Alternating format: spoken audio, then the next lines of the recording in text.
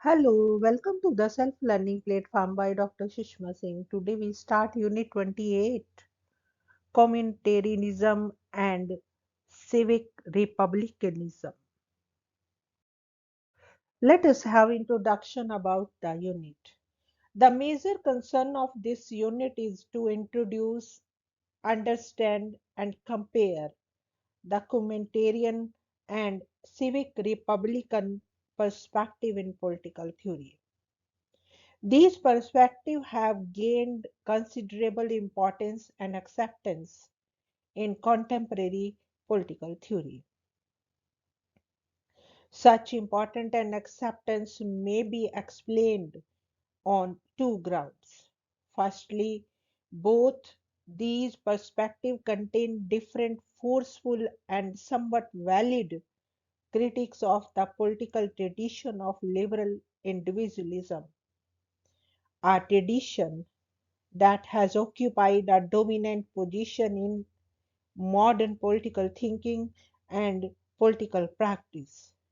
And secondly, through their critics, these perspectives develop meaningful and seemingly relevant alternative conceptualizations of such political ideas as freedom, justice, and the relationship between the citizen and the state.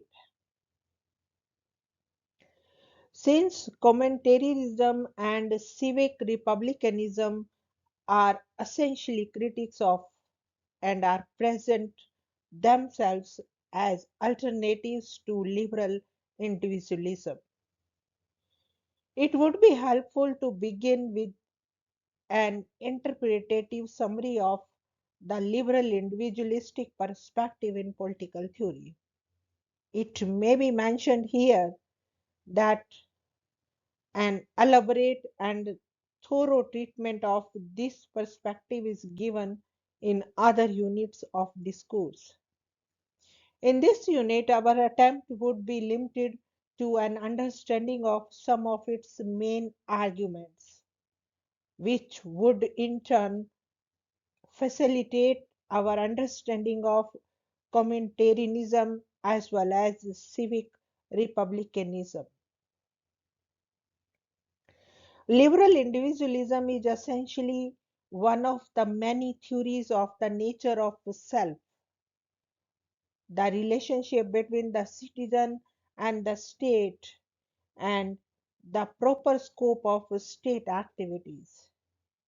Some of its main advocates include Thomas Hobbes, John Locke, Adam Smith, Jeremy Bentham, J.S. Mill, David Ricardo, Herbert Spencer, and most recently John Rawls, F. A. Hayek, and Robert Nozick. These political thinkers have offered ideas and arguments which, though different and sometimes conflicting, combine to constitute what is labeled as the liberal individualistic perspective. Some of the main principles of liberal individualism are universalism, egalitarianism, secularism, and the separation between the public and the private.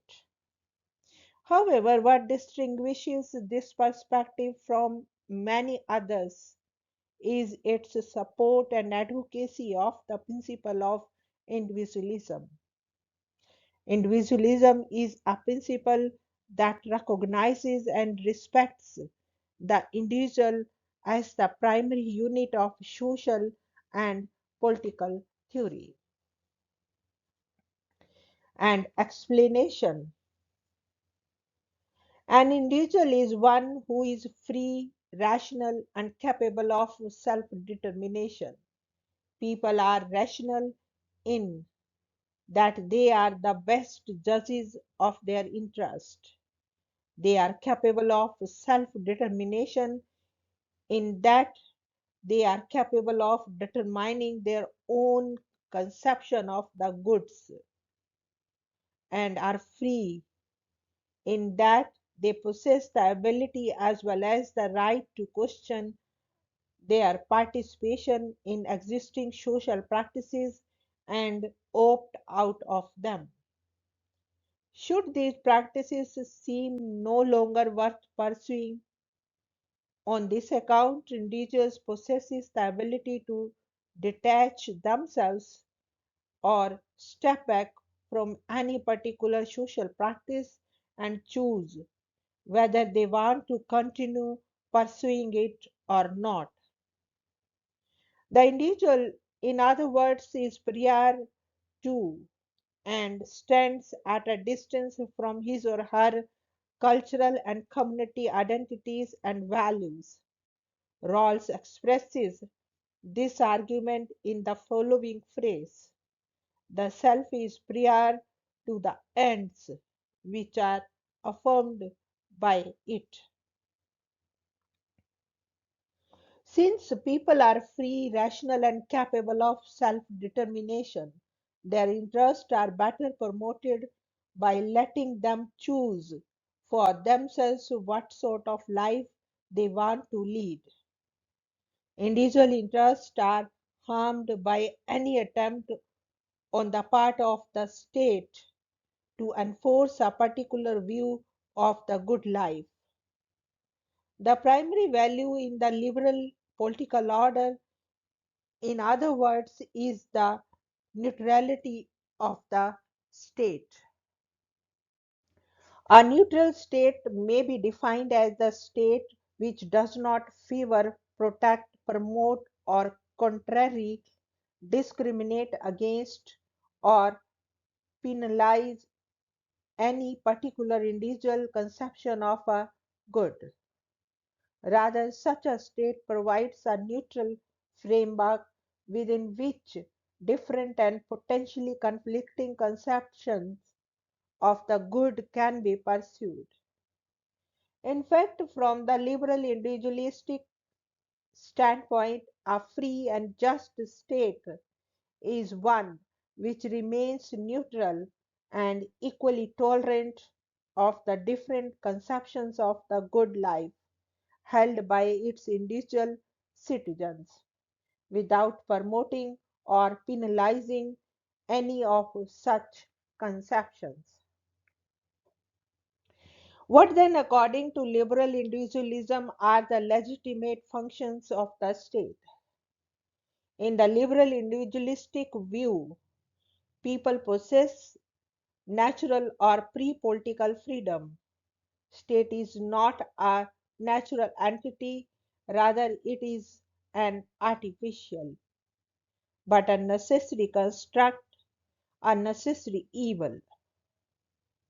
Since freedom is natural to the individual, the function of the state should mainly be that of guaranteeing and protecting individual freedom.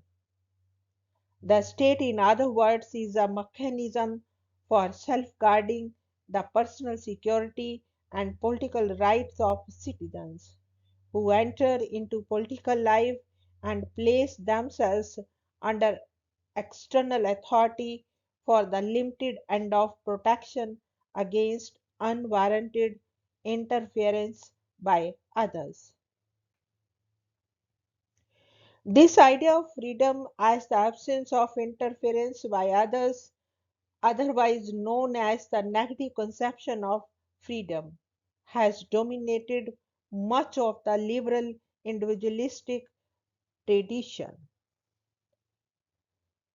The individualistic conception of the self, the idea of state neutrality, and the idea of freedom as non interference form an important, if not the basic core of the political theory of liberal individualism. While much of the modern political theory and political practice has been influenced and dominated by these ideas, they have been met with strong criticism from a number of theoretical perspectives, some of which are fascism, Sarvodaya, communism, and feminism. Two profound critiques of the liberal individualistic perspective are found in the communitarian and civic republican perspective. As mentioned above, these perspectives not only criticize the basic premise of liberal individualism, they also put forward different compelling alternative conceptualizations of the nature of the self, the relationship between the state and the citizen, and the idea of freedom. Next point is communitarianism and introduction. The communitarian perspective developed and became central to political theory during the 1980s with the publication of Michael Sanders' Liberalism and the Limits of Justice.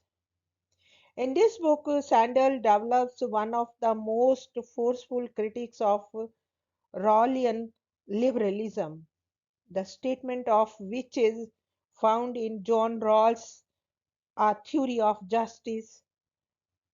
Other political thinkers who have contributed to the development of communitarianism, although in different ways, are Alasdair MacTaggart, Michelle Walzer, Charles Taylor, and Will Kamelka. It is worth of mention that communitarianism political thinkers are deeply inspired by the idea of Aristotle, Hegel, and Rousseau. With the development of communitarianism, the theory of liberal individualism has found its most distinctive and rigorous challenge and critique. In fact, this critique has allowed for the development of what is now known as the liberal communitarian debate, a debate which has continued in one way or the other to inform a great deal of the study of political theory. The debate between individualism and communitarianism centers around the question: is political reality shaped by the decisions and actions of individuals, defined as persons standing at a distance from community bonds, or is it shaped by social beings whose identity and behavior is defined by the social groups or communities to which they belong? Should the just state be constructed from the standpoint of view how to foster the well-being of individuals, or should it be constructed from the standpoint of how to realize an ideal community? In other words, is the basic unit of political analysis the individual or the community? In responding to this question, liberals and communitarians hold different and apparently conflicting positions. While the liberal individualists, as mentioned in the belief introduction given above, sees political reality to be shaped by the decisions and actions of free and right-bearing individuals. Communitarians emphasize the relationship between the person and the community and see this relationship to be the bedrock of political theory and practice. The liberal communitarian debate is therefore essentially a debate between those who favor individual rights and autonomy and those who emphasize the bonds of community in political life. Communitarians are first and foremost concerned with community.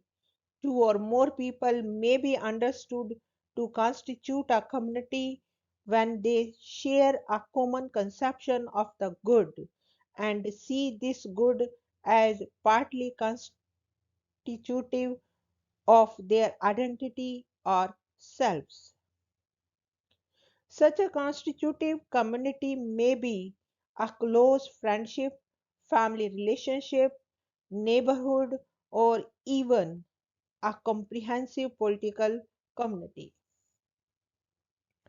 Communitarians insist that each of us as individuals develop our identity, talents, and pursuit in life mainly in and through the context of a community. We are by nature social and cultural beings for the community and not the individual. In other words, the locus of philosophical reflection on the ideal and just state ought to be the community and not the individual. Communitarians criticize liberal political theory mainly for being mistakenly and irreparably individualistic.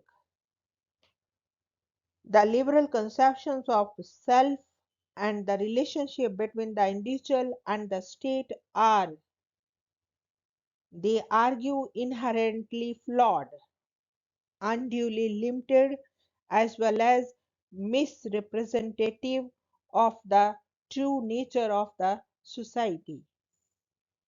In the communitarian view, it is not enough to think in terms of a two level relationship with the individual at one level and the state at the other.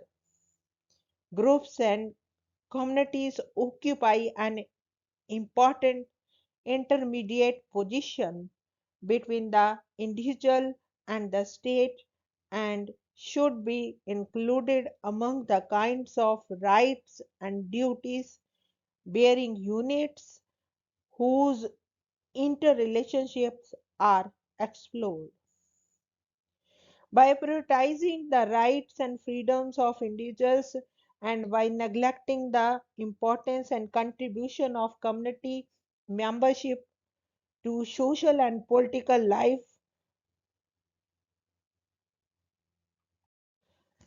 liberal individualism ignores the extent to which it is the community or culture in which people live that shape who they are and the values they have. In the sections below, we examine the communitarian understanding of the value of community membership as well as its position on the idea of state neutrality.